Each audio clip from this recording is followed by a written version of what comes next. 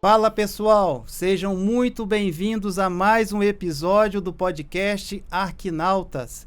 Vamos fazer mais uma viagem ao incrível mundo da arquitetura, design e construção civil.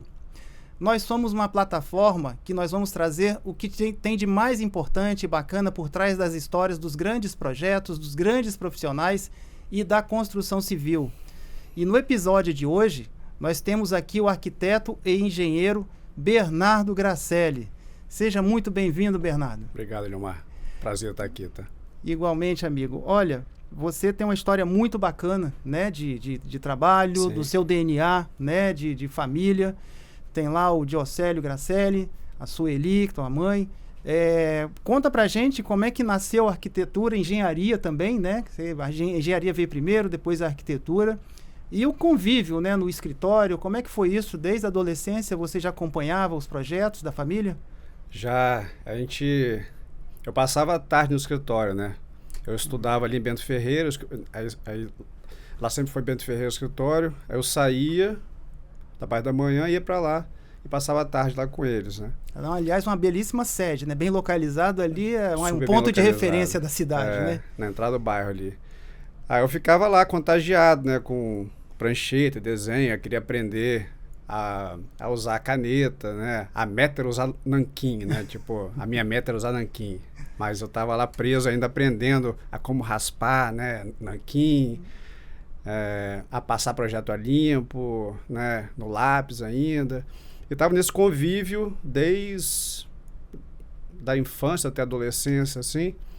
E acabei naturalmente ingressando na engenharia por conta do meu pai, né? Meu pai também é engenheiro, apesar de trabalhar como arquiteto, ele é engenheiro civil. Eu ingressei na UFES, na engenharia civil, cursei lá 3 anos, né?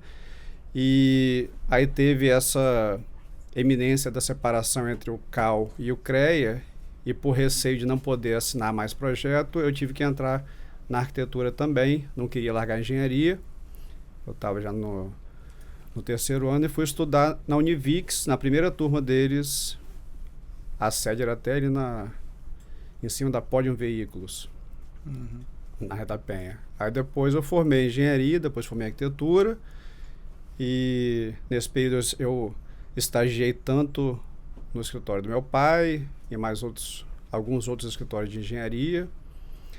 Aprendi, né, a parte de orçamento, de complementares. Eu fiz até um estágio com cálculo estrutural, com sequinho e tal.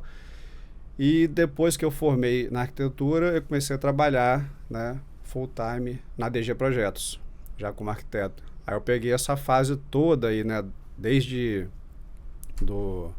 do papel, nanquim, depois o começo do CAD, AutoCAD, né, aprendendo Essa a transição automatizar. não foi fácil, né? Assim, você passar da prancheta para o computador, mas depois também não larga mais, né? Depois não larga mais. Então a gente tinha só um computador lá, e aos poucos isso foi, né, as pessoas foram aprendendo, né, e aos poucos foram sumindo as pranchetas. Tinha só uma ou outra que às vezes, Era para abrir projeto e fazer conferência. Era para abrir projeto e corrigir, às vezes, uma cota ou outra que estava errada, alguma informação que estava diferente. Aí, para não plotar tudo de novo, né, aí a gente fazia só as correções ali e mandava para cópia, né? Aí a cópia era aquela cópia azul, né, que nem lembro o nome agora. Aí a gente tinha aquele papel super grosso, vegetal. Aí ele aceitava várias correções, aí depois a gente mandava para... Você lembrou bem, rapaz. Tinha um papel vegetal mais grosso e o mais fino. O mais fino era um terror. Você dava uma raspada com a gilete e você já saía do outro lado. Já... Mas teve essa transição. Então, depois que a gente começou a imprimir mais os projetos, aí os papéis ficaram mais finos, porque você errava, você imprimia de novo, né? Não tinha mais esse problema, né? E aí eu peguei da fase do início do computador, né? Aí aprender um pouco de 3D, a gente estava vendo que estava já no início essa ideia assim da construção virtual, ao invés de só desenho, né? A gente já embarcou nessa desde 99, eu acho, no ArchiCAD. E desde então a gente fez a transição de AutoCAD pro ArchiCAD e a gente está com ele até hoje. Nossa, é interessante. Até uma história curiosa, eu estava comentando com você aqui anteriormente, que obviamente a gente conhece o Giocelli Gracelli, o escritório, né, de vocês lá de nome e tudo, e eu tive a oportunidade de ir até o escritório de vocês para pegar um detalhe que a gente estava fazendo uma maquete, né, e aí que era projeto da DG, e aí a gente estava em dúvida de um detalhe de varanda e foi muito legal ver teu pai desenhar assim, rascunhar o detalhe, né, lá no grafite, em cima do manteiga, olha assim, assim, assado. Eu achei aquilo fantástico, né, assim, de ver não só o potencial criativo que ele tem, como a atenção que ele deu, né, quando a gente, jovens arquitetos novos lá, indo lá pegar um detalhe com ele, e a facilidade no desenho, no traço, né, na mão. Você, como já pegou essa transição, você já deve ter ido direto para o computador, né? Não ficou muito na prancheta, né? Não, eu trabalhei bastante na prancheta. Não, eu falo assim, no desenho é mão livre mesmo. A mão livre só menos, necessidade. né? Mas a gente usa muito hoje em dia ainda, né? Porque a gente acostuma, né? Nas reuniões, o que mais surge dúvida é construtivo, né? E você acaba acostumando com uma certa escala de detalhe construtivo, né? A minha é 1:10, por exemplo. Aí eu pego e faço os detalhes de 1:10 até sem usar a escala, às vezes, né? Nas reuniões, a gente pega e esboça lá o detalhe e resolve as dúvidas em reunião. A gente não faz no CAD na hora lá. A gente só esboça o mais rápido, na escala. É que você desenvolve ali, né?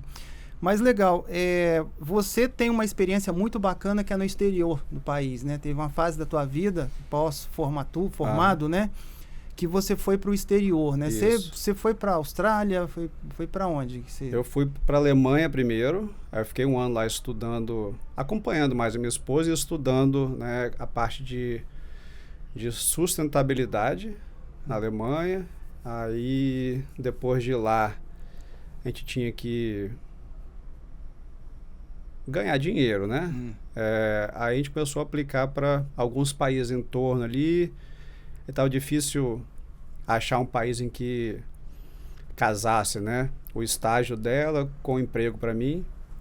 E a gente viu que tinha muita resposta positiva vindo da Austrália.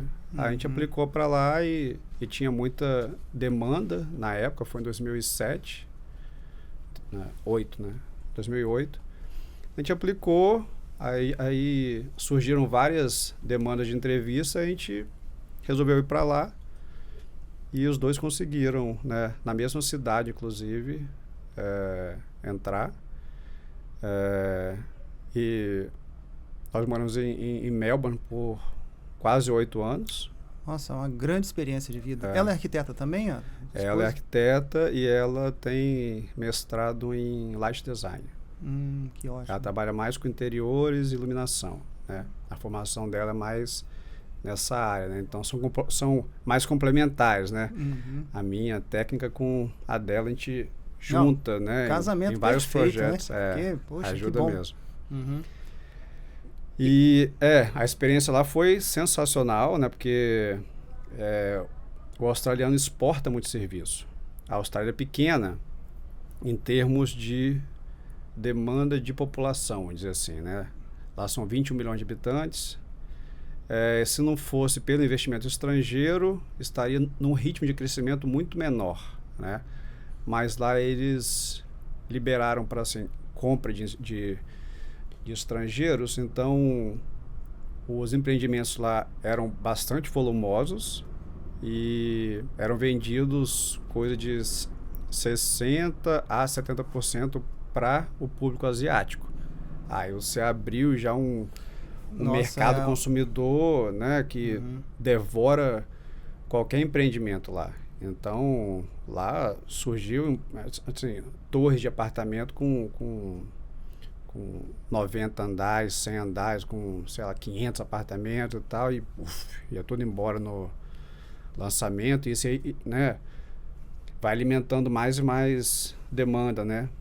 É interessante. Visto que lá era caro o aluguel, então o investimento valia a pena, né? E também exportar muito serviço. A Austrália exporta muito serviço para o Vietnã, para Malásia, Singapura, para Dubai, né? Então a gente fez vários trabalhos fora da Austrália Isso foi uma experiência muito boa, porque a forma deles trabalhar né, é bem diferente aqui da nossa, né?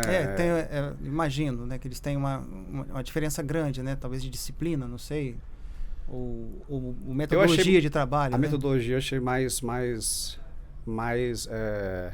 interessante que a nossa, vamos dizer assim.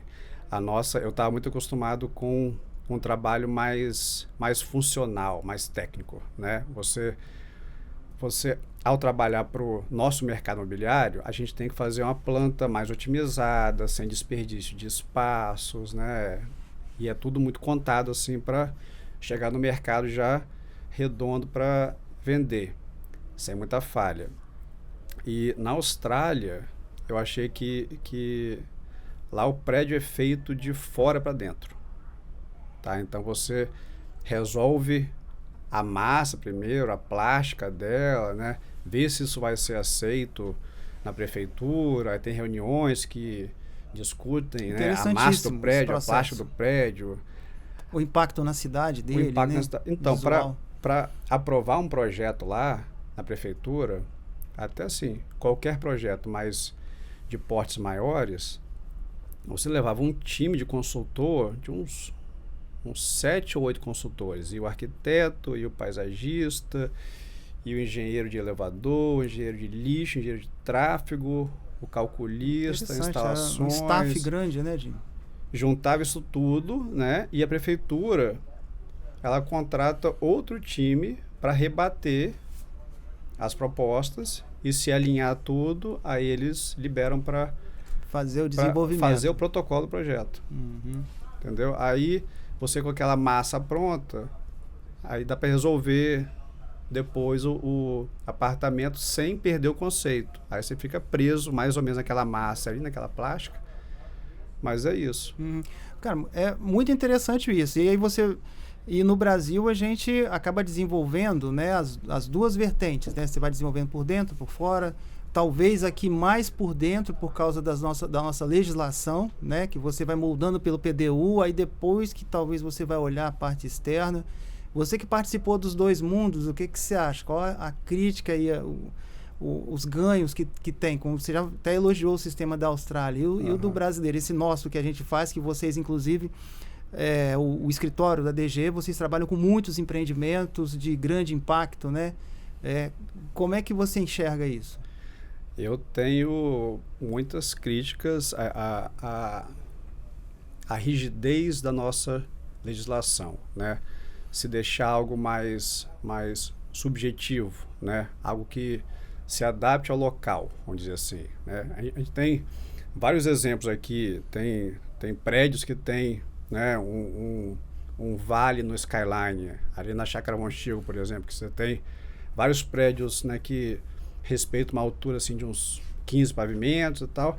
Aí você tem um ou outro prédio que não pôde construir nem 5 pavimentos, ou nem 4 pavimentos. Aí cria aquele vale, assim, entendeu?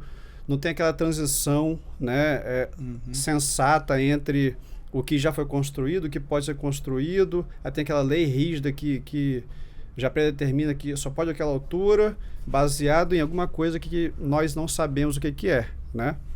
Alguém decidiu isso e coloca isso lá. Lá fora é mais subjetivo. Você, para aprovar um projeto, você monta um caderno, né, de, sei lá, 100 e poucas páginas, descrevendo o local, comprovando que você entende o local, né? Entende o entorno, que você estudou aonde tem, né, escola, supermercado, bacana, a parte do transporte público, né? E vai construindo uma defesa que no final é o projeto, né? Mas a defesa inteira, aí tem diagrama de sombreamento, de impacto na rua, como que ficaria o skyline, né, sem o seu prédio, com o seu prédio, ou a casa às vezes até, nem é prédio.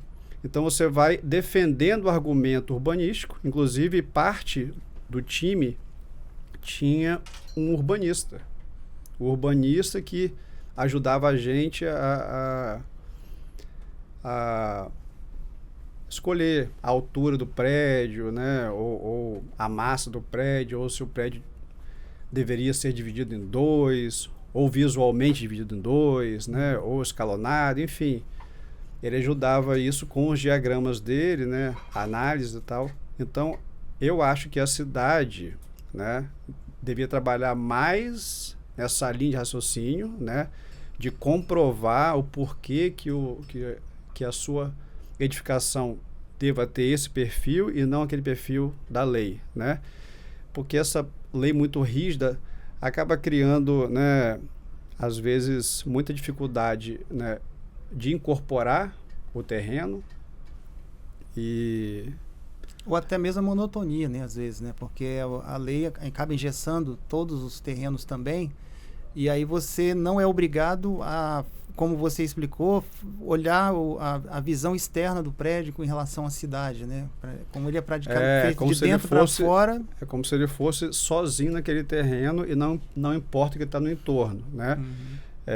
Então, nosso site tinha várias considerações.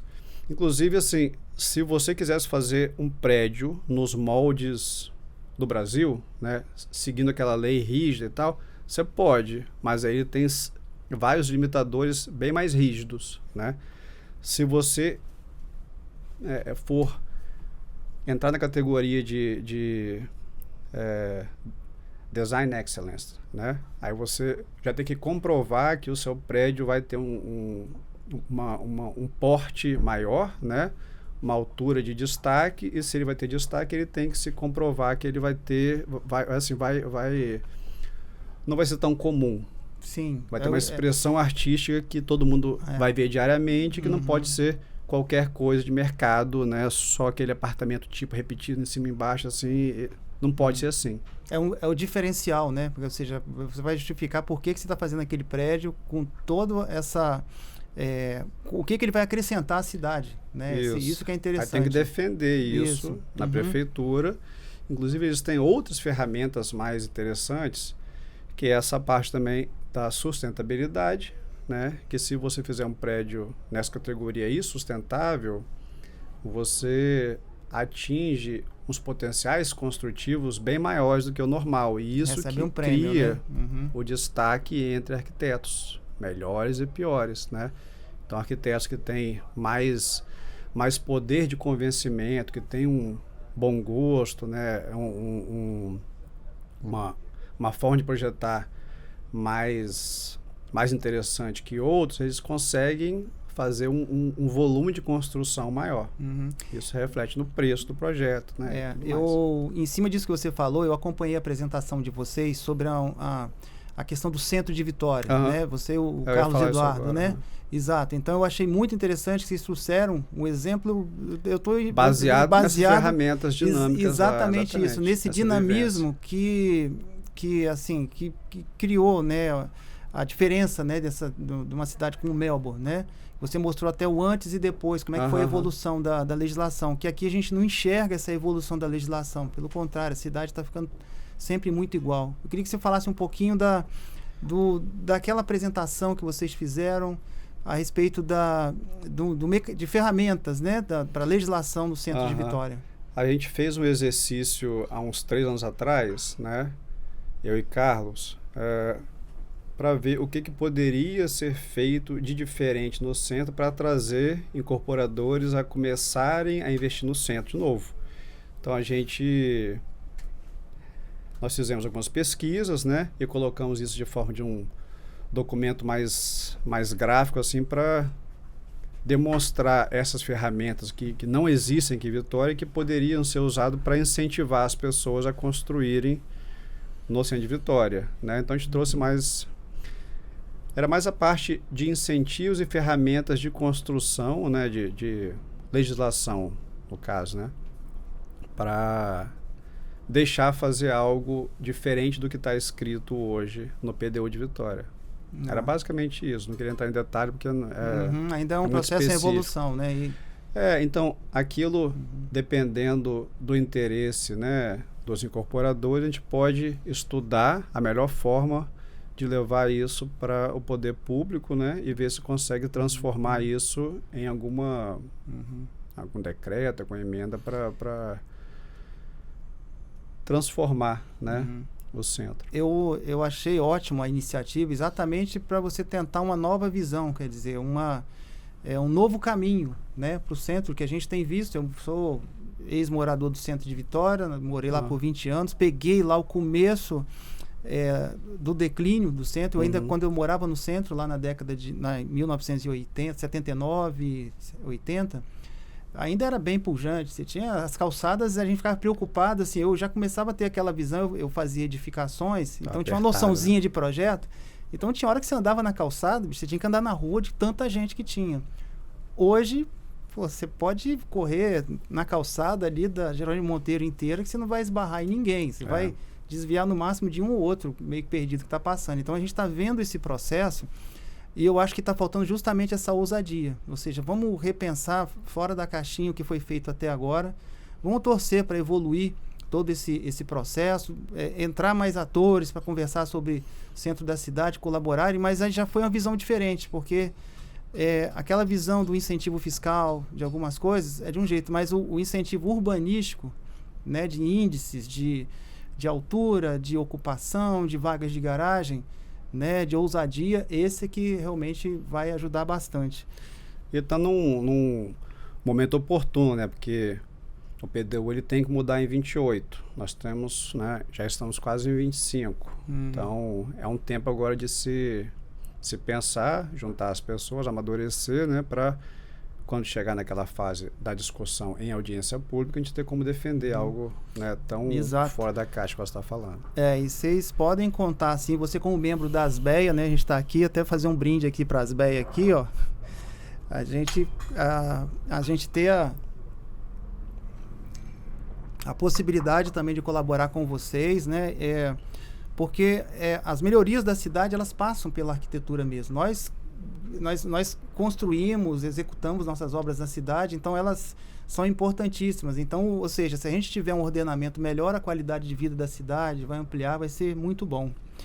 Eu vou trocar de assunto aqui, falando de um assunto muito importante, para a gente ir para a reta final aqui dessa nossa conversa, falar sobre o que a gente conversou aqui antes, sobre BIM e inteligência artificial. Você me confidenciou aqui que vocês já estão dando um passo muito importante no escritório, aproveitando essas ferramentas. Tem gente que tem medo da inteligência artificial. Eu acho o seguinte, é uma ferramenta que quem souber usar, ele vai dar saltos gigantes. E quem ficar com medo para não usar, ele vai ficar meio que atrofiado. É mais ou menos quando o CAD chegou, né? Eu lembro da discussão, não, mas vou ficar aqui na prancheta ainda, eu não vou informatizar os projetos e tal. Então, ou seja, quem ficou lá parado e veio todo esse processo da parte de informatização, ele andou mais rápido. Eu acho que talvez agora pode ser que aconteça um novo salto. O que você acha? Eu tenho certeza disso. A cada dia surge uma ferramenta nova, então você tem que filtrar qual que você vai usar. A gente já testou bastante, né? Aí achamos uma ou outra que encaixa no perfil do escritório, não é tão descritiva, ela é mais intuitiva, porque tem ferramentas tipo aquele Midjourney, né? Você tem que descrever tudo, em inglês, como é que você quer a obra, aí vem uma imagem que às vezes não é o que você quis realmente expressar, mas linda a imagem, né? Mas tem outras ferramentas que já são baseadas em croquis, por exemplo, né? Você consegue transformar rapidamente um croquis numa imagem, cara, quase fotorrealista, assim. Que você levaria um tempo muito grande para chegar lá, né? Esse gap de tempo que é importante, né? É justamente isso. Então, assim, dependendo da fase do projeto, a gente já começou a usar IA, né? Mas nas fases mais definitivas de projeto, a gente ainda usa as mais tradicionais, né? Modela tudo, renderiza, né? Mexe em Photoshop, depois acerta no modelo, renderiza de novo e vai ajustando, né? Então, a parte do IA entrou agora na parte de inspiração, ajuda a inspirar, né? Antes era só revista, agora tem, né, várias referências, né? Pinterest, nós usamos demais aquele Pinterest. A gente faz as coleções, né? E se inspira para gerar a fachada depois, baseado naquele modelo mais funcional, de bloquinho, assim, né? O que poderia ser? E agora o IA ajuda a inspirar também, né? Então ele já consegue informar, né, várias variações daquele volume que você colocou, né? E aquilo acaba despertando outra ideia em você. Então você vai... O looping agora é mais aberto, mas ele é mais rápido, né? Inclusive, a ferramenta assim, que é muito fácil de dominar, né?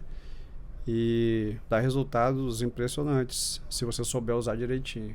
Não, isso é importante. Eu acho que que a nossa moeda que é o tempo, né? Então, ou seja, num desenvolvimento de projeto é importantíssimo você dar esse salto, né? E você criar sua biblioteca, né, de referências. Eu acho que é meio por aí. Eu acho que tem gente que eu vi uma vez um arquiteto foi perguntado a ele se a inteligência artificial iria atrapalhar, né, o trabalho do arquiteto. Aí ele respondeu o seguinte: não, eu sou imprevisível. Né? Ele até então, a inteligência artificial ela tem uma certa previsibilidade, mas assim, depende muito de como você pergunta a ela e como você fornece os elementos para que ela te dê uma resposta. Né? Então isso é bem interessante concordo. mesmo. Mas aí, Bernardo, olha, prazer muito grande conversar com você. Né? A gente... Mais para frente eu vou convidar lá o Diocélio, a Sueli, para vir aqui sentar com a gente, conversar também, falar sobre esse histórico, né, que eles são a memória, né, na parte construída aí da cidade. Vai ser bom demais. Eu vou deixar aí no final para você quiser mandar alguma mensagem, alguma coisa, até porque essa nossa plataforma, o Arquinautas, ele vai estar muito disponível para estudantes de arquitetura, né? Então, ou seja, a gente está também criando uma biblioteca, entrevistando grandes nomes, né, da arquitetura aqui do estado, da construção civil, exatamente para a gente não só fazer o registro, mas fazer as reflexões também, né? E aí, se você quiser dar uma mensagem aí, você fica à vontade. Pô, agora você me pegou, mas mensagem inspiradora ou mensagem... Não, de trabalho mesmo, talvez, até para novas gerações que a gente às vezes reclama que a turma Nutella, aquela coisa toda, e olha, vai na faculdade, cola no teu professor, viaja, igual você fez, cara. Tu foi buscar uma oportunidade fora. É isso que eu acho. A sua arquitetura é baseada nas experiências que você tem, né? Então, quanto mais experiência você tem, até de vivência em espaços diferentes, né? Como as pessoas lidam com o clima, lidam com diversidades urbanas, né? Você tem que, né, viajar bastante, né? Vivenciar bastante e vai absorvendo as experiências que você depois traduz em projeto. É mais um desejo que você quer de replicar aquilo que você gostou, né? Perfeito. E isso você só consegue experimentando, né? E depois usando. A nossa profissão tem isso, né? Essa liberdade, né, para buscar essas coisas mesmo. Não, essa é a grande vantagem da profissão de arquiteto, é que você pode trabalhar em qualquer lugar do mundo, porque você vai trabalhar abaixo de alguém responsável pelo que você está fazendo. Mas você pode exercer, não pode assinar. Então, os escritórios do mundo inteiro estão com portas abertas, é só você buscar, dar a cara a tapa, né? Isso aí. Ir lá e tentar. Correr atrás. Isso aí. Isso aí. Olha, obrigado, Bernardo. Eu acho que foi uma conversa muito bacana. Foi um aprendizado aqui pra gente. Como eu falei, vamos subir para a plataforma esse programa e ele vai servir também de inspiração aí para muita gente. Eu agradeço a sua audiência nesse episódio e convido vocês para uma próxima jornada dos Arquinautas. Então, nós vamos buscar sempre as melhores histórias de arquitetura, projetos na construção civil aqui de nosso estado e fora dele também. Então, até mais, um grande abraço para vocês.